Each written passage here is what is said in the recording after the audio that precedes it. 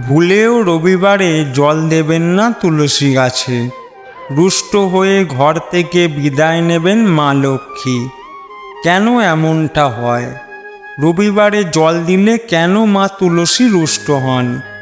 তুলসী গাছ হিন্দু ধর্মে অত্যন্ত গুরুত্বপূর্ণ।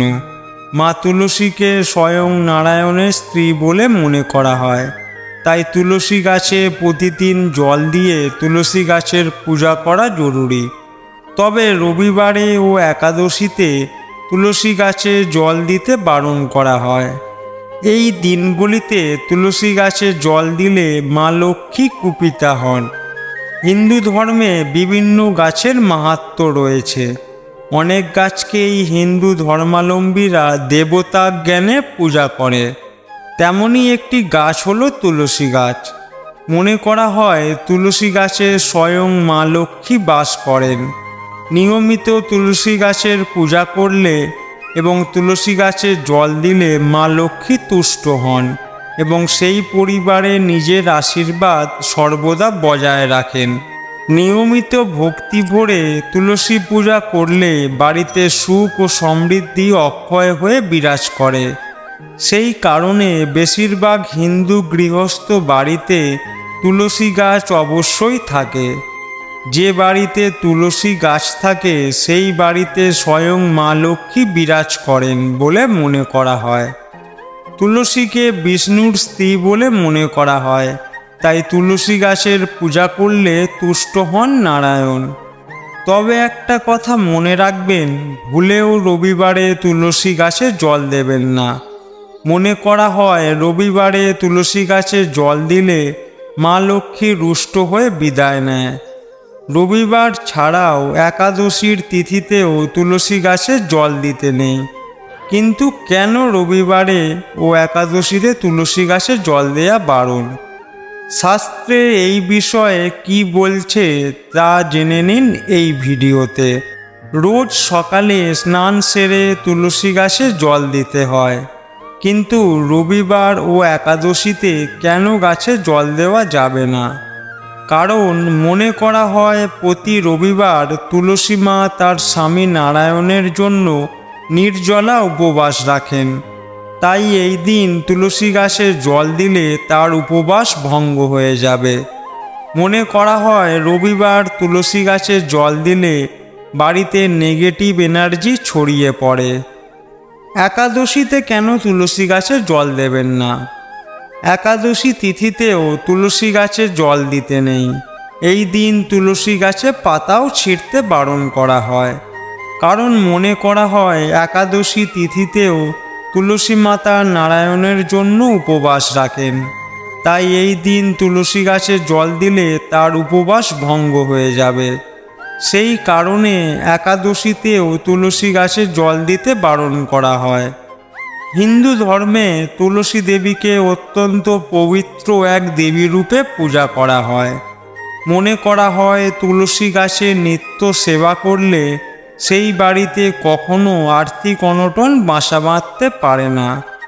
তাই প্রায় প্রতিটি হিন্দু ধর্মাবলম্বী মানুষের বাড়িতে সকাল ও সন্ধ্যায় নিষ্ঠা সহকারে দেবী তুলসীর আরাধনা ও সেবা করেন বাড়ির স্ত্রী লোকেরা।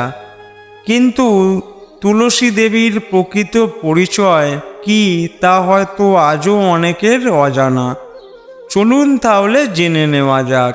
পৌরাণিক কাহিনী অনুসারে তুলসী দেবীর প্রকৃত পরিচয় জানা সম্ভব হয়।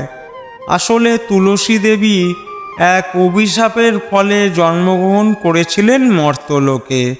অভিশাপের পাশাপাশি তাকে কলঙ্কিত হতে হয়েছিল। পৌরাণিক কাহিনী অনুসারে জানা যায় তুলসী দেবীর অপর নাম ছিল বৃন্দা। তিনি রাধা ও কৃষ্ণের নিত্য সেবিকা ছিলেন। কিন্তু একদিন গোলকে বৃন্দাবনে বৃন্দাকে শ্রীকৃষ্ণের সাথে ক্রীড়ারত অবস্থায় দেখে রাধা অত্যন্ত ক্রুদ্ধ হন এবং বৃন্দাকে মানবী রূপে মর্তে জন্মগ্রহণ করার অভিশাপ প্রদান করেন। এর ফলে মানবী রূপে তার জন্ম হয়। রাধার কাছ থেকে মানবী রূপে জন্মগ্রহণ করার অভিশাপ লাভের পর মানসিকভাবে বিধ্বস্ত হয়ে পড়েন বৃন্দা। এই সময় বৃন্দাকে সান্ত্বনা দিতে শ্রীকৃষ্ণ বলেছিলেন পরবর্তী জন্মে বৃন্দা তার একটি অংশ লাভ করবে। এরপর অভিশাপের বশবর্তী বৃন্দা বা তুলসী দেবী একজন রাজকন্যা রূপে রাজা ধর্মধ্বজ ও রানী মাধবীর ঘরে জন্মগ্রহণ করেন। রাজকন্যা হিসাবে জন্মগ্রহণকালে শৈশব অবস্থা থেকেই তুলসী দেবী বিষ্ণুদেবের পরম ভক্ত ছিলেন এবং নারায়ণকে স্বামী হিসাবে পাওয়ার জন্য তিনি ব্রহ্মার কঠোর তপস্যা শুরু করেন। তার এই কঠোর তপস্যায় তুষ্ট হয়ে প্রজাপতি ব্রহ্মা বর প্রদান করেন। ব্রহ্মা তাকে বলেন প্রথমে তাকে কৃষ্ণের অপর অংশ সুদামার স্ত্রী হতে হবে এবং পরবর্তীতে তিনি শ্রীকৃষ্ণকে লাভ করবেন।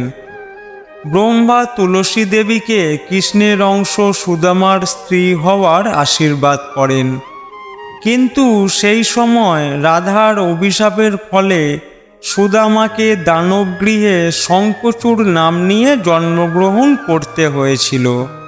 ব্রহ্মার বরে তুলসী দেবী শঙ্খচূড় দানবকে বিয়ে করে এবং তারপর তুলসী দেবী শঙ্খচূড় দানবের স্ত্রী রূপে পরিচিত হন। সুদামা শঙ্খচূড় রূপে জন্মগ্রহণ করার পর কঠোর তপস্যার মাধ্যমে বর লাভ করেছিলেন তার স্ত্রীর সতীত্ব নষ্ট হলে তবেই তার মৃত্যু হবে এবং দানব জন্ম থেকে সে মুক্তি পাবে। কিন্তু তুলসী দেবী একজন অত্যন্ত সতী নারী ছিলেন, তাই সজ্ঞানে তার সতীত্ব নষ্ট হওয়ার কোনো সম্ভাবনাই ছিল না।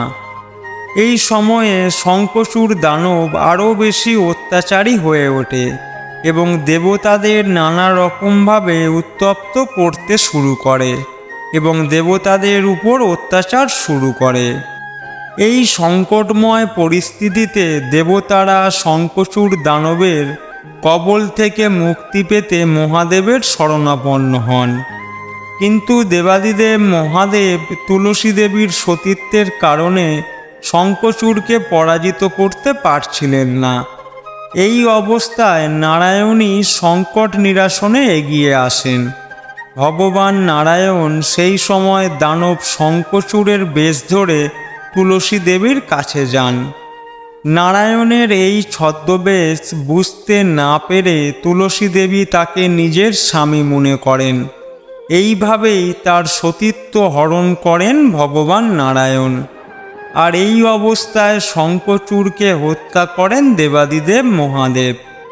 স্বামীর মৃত্যুর পর দেবতাদের ছলনার সমস্ত ঘটনা তুলসী দেবী বুঝতে পেরে বিষ্ণুর এই প্ররোচনায় ক্রুদ্ধ হয়ে বিষ্ণুদেবকে পাষাণে পরিণত হওয়ার অভিশাপ দেন এবং তুলসী দেবী তৎক্ষণাৎ নিজ দেহ ত্যাগ করার সিদ্ধান্ত নেন।